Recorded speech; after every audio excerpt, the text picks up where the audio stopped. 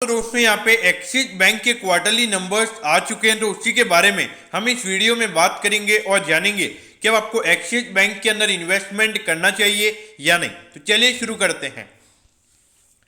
तो देखिए, सबसे पहले अगर हम यहाँ पे बैंक की प्रॉफिटेबिलिटी के बारे में अगर हम बात करें तो पिछले क्वार्टर के कंपैरिजन में यहाँ पे जो टोटल नेट प्रॉफिट है वो 19% गिरकर 2160 करोड़ का यहाँ पे बैंक का टोटल नेट प्रॉफिट इस क्वार्टर में निकल कर आया है।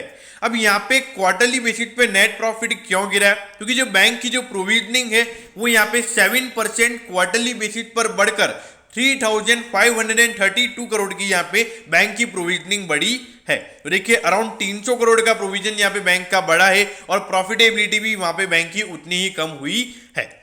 अब अगर हम ईयर ऑन ईयर बेसिस यानी कि पिछले साल के अप्रैल से जून वाले क्वार्टर से अगर हम कंपेयर करें तो उसके कंपैरिजन में यहाँ पे 94% से बैंक का रेवेन्यू बढ़ा है, सॉरी नेट प्रॉफिट बढ़ा है। यानी कि पिछले साल अगर बैंक को 100 रुपए का प्रॉफिट हुआ था तो इस बार 100 रुपए के ऊपर 94 रुपीज का प्रॉफिट बैंक का बढ़ा है। और जो टोटल नेट प्रॉफिट यहाँ पे निकल कर आया है वो है 2160 करोड़ का। पिछले साल ये सेम नंबर 1100 करोड़ के लगभग था, यानी कि 1000 करोड़ का profit year on year basis पे यहाँ पे बैंक का बढ़ा है। अब अगर हम यहाँ पे ग्रॉस एनपीए की यहाँ पर अगर हम बात करें तो जो ग्रॉस एनपीए का नंबर है वो यहाँ पे 3.85% निकल कर आया है, जबकि पिछले क्वार्टर में ये नंबर 3.70% पे था। यानी कि 0.15% से हमको यहाँ पे बैंक का ग्रॉस एनपीए का नंबर बढ़ता हुआ नजर आ रहा है। अगर नेट एनपीए की बात करें तो वो भी यहाँ पे 1.20% निकल कर आया है, जबकि पिछले क्वार्टर में ये नंबर 1.05% था।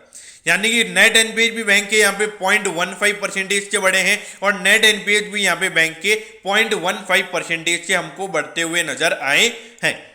तो देखिए, मेरे ख्याल से अगर बैंक का 1 से 1.5% का अगर नेट एनपीए का नंबर है और ग्रॉस एनपीए का नंबर अगर 3 से 4% का है तो मेरे ख्याल से इसमें कोई भी इश्यूज नहीं है। लेकिन अगर यहाँ पे 1% से कम अगर नेट एनपीए का नंबर जाता है आने वाले कुछ क्वार्टर्स में तो ये बहुत ही अच्छा होगा और मार्केट बहुत ही अच्छा प्रीमियम वैल्यूएशन वहां पे एक्सिस बैंक को देता हुआ नजर आएगा।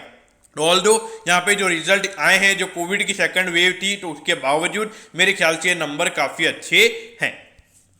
अब ये देखिए, 2,31,840 करोड़ का यहाँ पे कंपनी का मार्केट कैप है। अगर आप देखोगे इंडस्ट्री के कंपैरिजन में आपको थोड़े प्रीमियम वैल्यूएशन पे लग रहा होगा, लेकिन जो ईयर ऑन ईयर बेसिस पे जो ग्रोथ हमको देखने को मिली है उससे यहाँ पे जो प्राइस टू अर्निंग रेशियो है वो यहाँ पे 30 से कम जाता हुआ हमें नजर आएगा। तो उसके अलावा अगर हम प्राइस टू बुक रेशियो की बात करें तो वो यहाँ पे 2.23 टाइम्स है। तो वैल्यूएशन पॉइंट ऑफ व्यू से यहाँ पे कोई भी इश्यूज मुझे नजर नहीं आते हैं। और बैंक के जो एनपीए के नंबर है वो भी इतने ज्यादा नहीं है। नॉर्मली देखा जाए तो लगभग इतने ही एनपीए के नंबर बड़े प्राइवेट बैंक के होते हैं।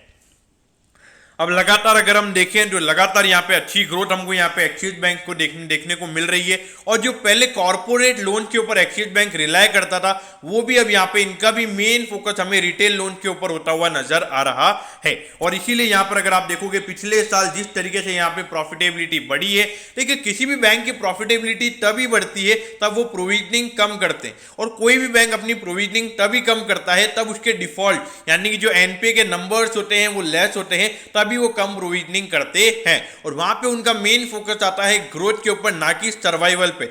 और जब जहां पे सर्वाइवल पे बैंक आ जाता है तो वहां पे वो ग्रोथ के ऊपर फोकस नहीं कर पाता है। तो एक्सिस बैंक यहाँ पे सीधा क्लियर कट हमको ग्रोथ के ऊपर फोकस करता हुआ नजर आ रहा है।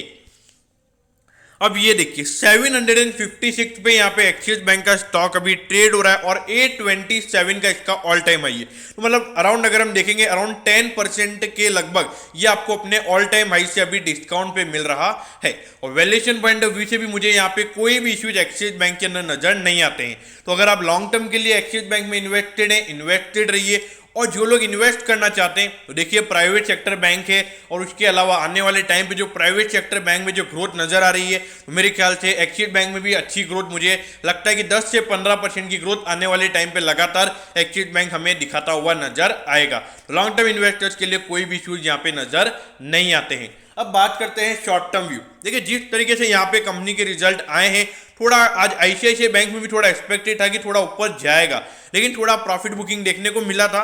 तो मुझे ऐसा लगता है कि अगर मार्केट पॉजिटिव वे में बिहेव करता है तो इसका जो पिछला ऑल टाइम हाई है 827 का ये आपको तोड़ता हुआ नजर आएगा। तो दोस्तों मैं होप करता हूं कि एक्सिस बैंक के क्वार्टरली नंबर्स के बारे में आपको सब कुछ पता चल गया होगा। अगर आपकी कोई भी क्वेरीज है तो आप कमेंट कीजिए, मैं जरूर आपके कमेंट पर रिप्लाई करूंगा। ओके दोस्तों, thank you, have a nice day.